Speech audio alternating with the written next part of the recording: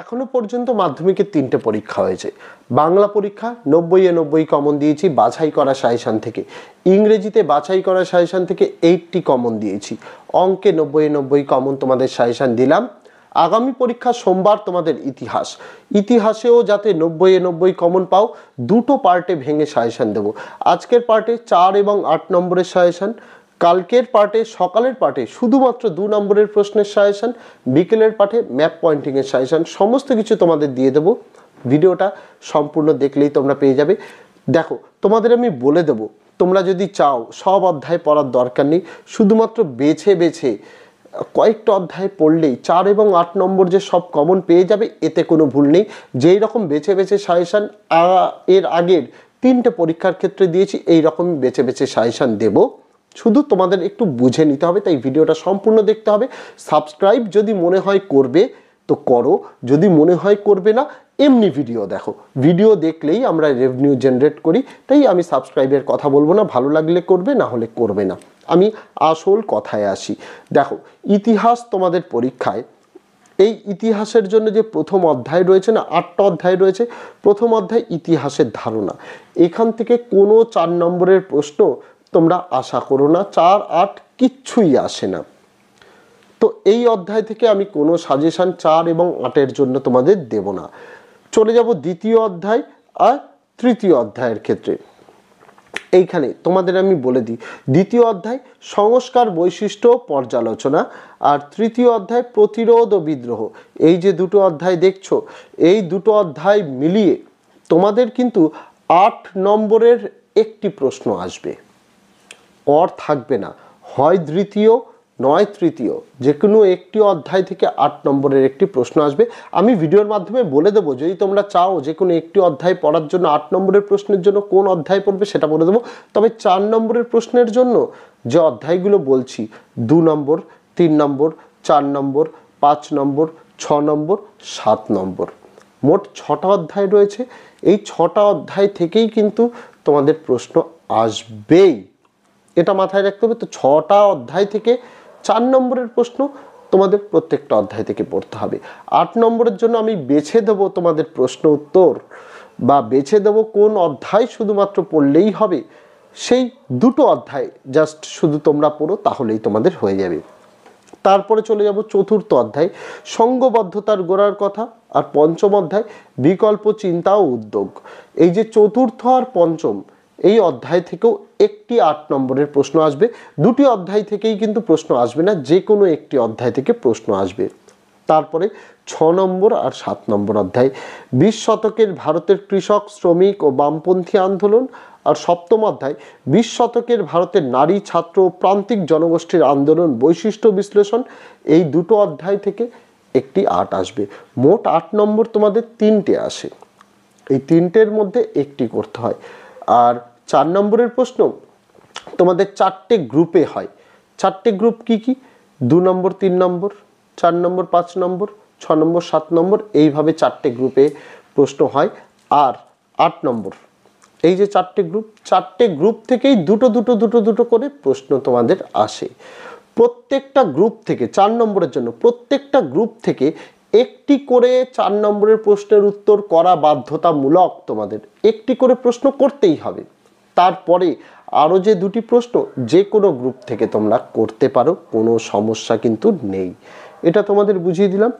এবার সাজেশনের জন্য আগেই বলে দিই যে যদি মনে করো যে স্যার আমি 8 নম্বরের বেশি অধ্যায় পড়তে পারবো না, 8 নম্বরের প্রশ্নের জন্য আমাকে অধ্যায় বলে দিন, তাহলে আমি বলবো 5 নম্বর অধ্যায় সব থেকে বেশি ইম্পর্টেন্ট। 5 এবং 4 নম্বর অধ্যায়, আমি 5 নম্বর অধ্যায় থেকে তোমাদের প্রশ্ন বলবো, 4 নম্বর অধ্যায় থেকে একটি প্রশ্ন বলবো, সেইটাই শুধু ভালোভাবে পড়ো। উত্তর সহ আমি সমস্ত কিছু 4 নম্বর বলো 8 নম্বর বলো উত্তর সহ ফ্রি পিডিএফ দিয়েছি।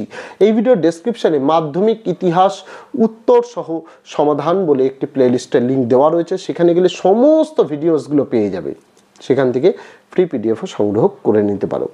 প্রথমে 4 নম্বরের জন্য যে চ্যাপ্টার, সেটা হচ্ছে দ্বিতীয় অধ্যায় সংস্কার বৈশিষ্ট্য পর্যালোচনা।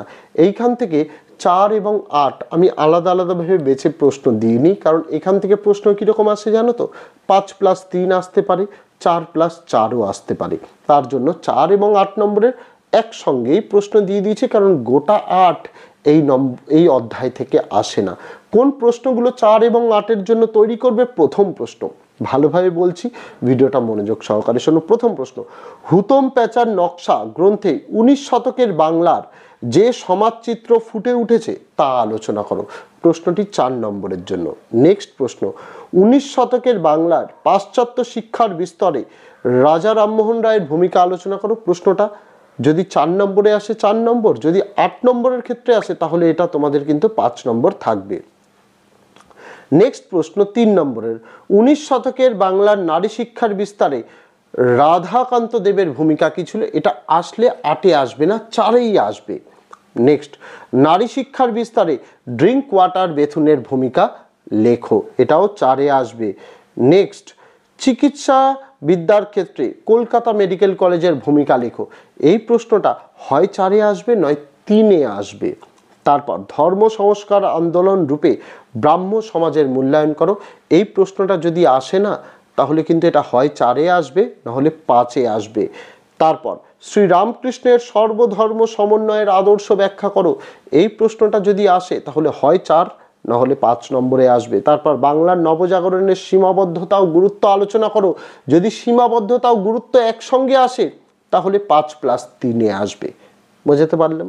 তারপর তৃতীয় অধ্যায়, প্রতিরোধ বিদ্রোহ বৈশিষ্ট্য বিশ্লেষণ।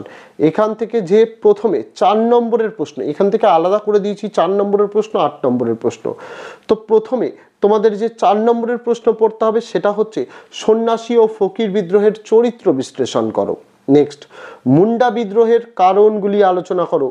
নেক্সট, সন্ন্যাসী ফকির বিদ্রোহের ব্যর্থতার কারণগুলি কি কি? নেক্সট, ফরাজি আন্দোলনের ব্যর্থতার কারণগুলি কি কি? নেক্সট, বারাসাত বিদ্রোহের প্রকৃতি আলোচনা করো। নেক্সট, বিদ্রোহ অভ্যুত্থান ও বিপ্লব এর ধারণাটি ব্যাখ্যা করো।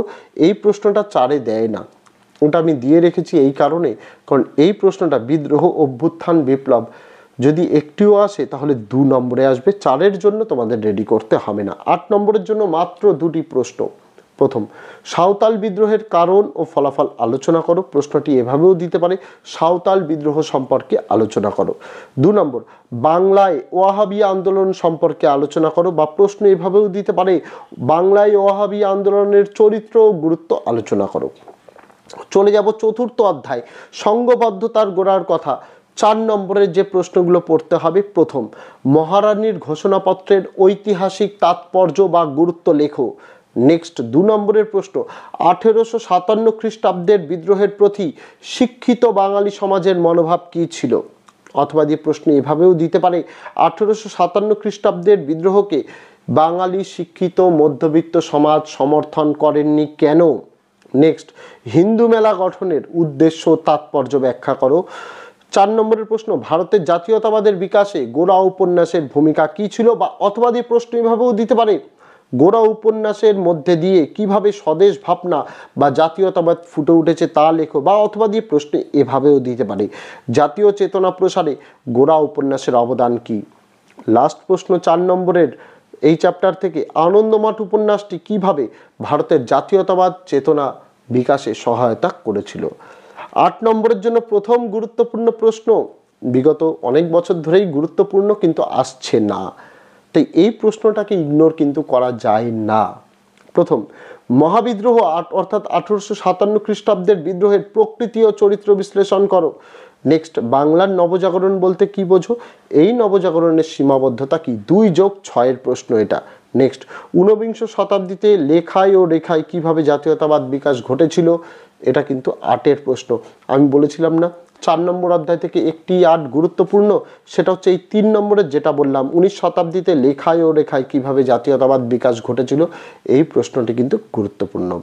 পঞ্চম অধ্যায়, বিকল্প চিন্তা ও উদ্যোগ বৈশিষ্ট্য পর্যালোচনা। পঞ্চম অধ্যায় থেকে যে 4 নম্বরের প্রশ্নগুলো পড়তে হবে, প্রথম, ছাপা বইয়ের সঙ্গে শিক্ষা বিস্তারের সম্পর্ক বিশ্লেষণ করো। অথবা দিয়ে প্রশ্ন এভাবেও দিতে পারে, ছাপাখানা কিভাবে শিক্ষা বিস্তারে সাহায্য করে। 2 নম্বরের প্রশ্ন, টিকা লেখো, কলকাতা বিজ্ঞান কলেজ, বা প্রশ্ন এভাবেও দিতে পারে, আধুনিক বিজ্ঞান চর্চায় কলকাতা বিজ্ঞান কলেজের কি ভূমিকা ছিল। নেক্সট, ছাপাখানা স্থাপন ও প্রকাশনার ক্ষেত্রে শ্রীরামপুর মিশনের অবদান লেখো। নেক্সট, আধুনিক বিজ্ঞান চর্চায় বসু বিজ্ঞান মন্দিরের অবদান উল্লেখ করো। নেক্সট বাংলায় ছাপাখানার বিকাশে উপেন্দ্র কিশোর রায়চৌধুরীর ভূমিকার মূল্যায়ন করো।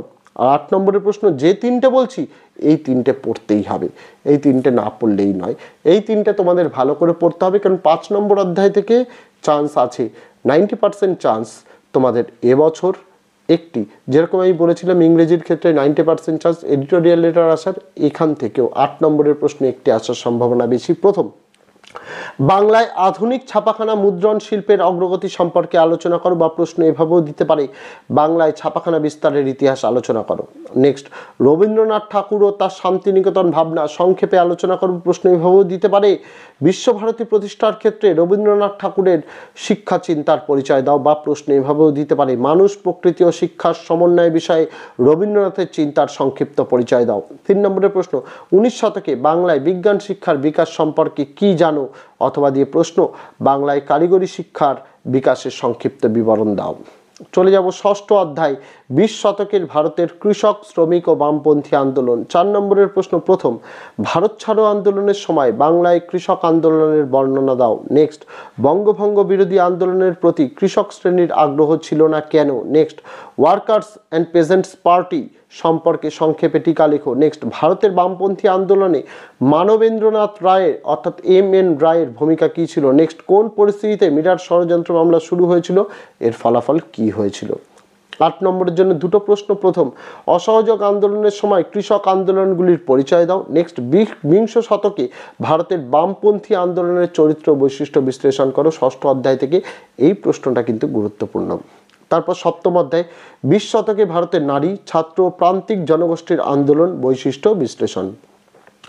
4 নম্বরের প্রশ্ন দুটো বলবো, দুটো 8 নম্বর বলবো। প্রথম 4 নম্বরের প্রশ্ন, দলিত আন্দোলন বিষয়ে গান্ধী আম্বেদকরের বিতর্কের ওপর সংক্ষিপ্ত আলোচনা করো। আর সেকেন্ড, দীপালি সংঘ প্রতিষ্ঠার উদ্দেশ্য কর্মসূচি আলোচনা করো।